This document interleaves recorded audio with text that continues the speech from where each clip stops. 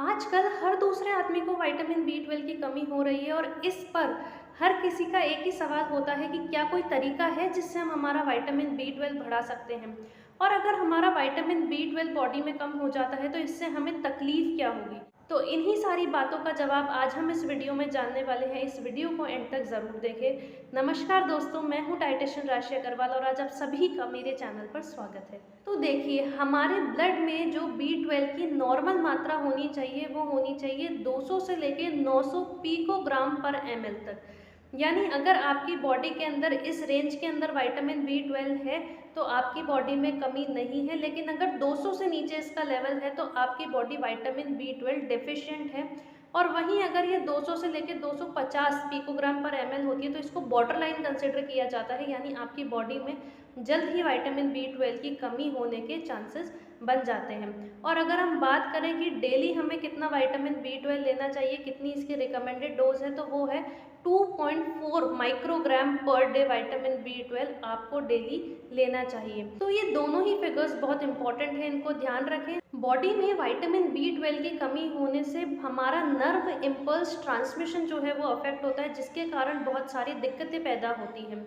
जैसे हमारे हाथ पैरों में झुनझुनी होने लगती है या सूनापन आने लगता है, वीकनेस बहुत होती है, कमजोरी महसूस होती है, ऐसा लगता है जैसे हाथ पैरों में कोई कांटे छुपा रहा हो, नीडल्स छुपा रहा हो, ऐसा सेंसेशन हमें महसूस होता है। कोऑर्डिनेशन बिगड़ जाता है, बैलेंस नहीं रहता, चलते चलते ऐसा लगता है जैसे अभी हम गिर जाएंगे। स्किन जो है येलो या पेल होने लगती है, माउथ में अल्सर होने लगते हैं, छाले होने लगते हैं, हांफनी होने लगती है, यानी सांस बहुत जल्दी फूलने लगता है। मूड स्विंग्स हमें देखने को मिलते हैं, कभी कभी बहुत ही ज़्यादा गुस्सा आ जाता है या फिर कभी बहुत ही उदास हो जाते हैं। तो अगर ये सब चीज़ें, ये सब दिक्कतें आपको भी महसूस हो रही है तो आप अपना विटामिन बी 12 लेवल चेक कराएं।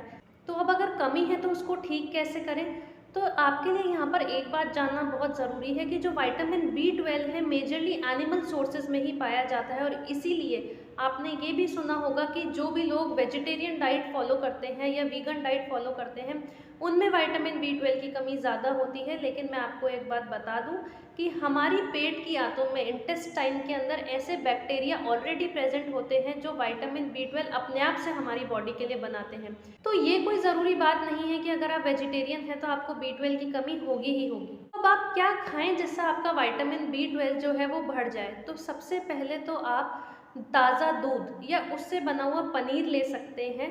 अगर आपको कोलेस्ट्रॉल की शिकायत है तो दूध से मलाई पूरी तरह से निकाल कर फिर उसका इस्तेमाल करें।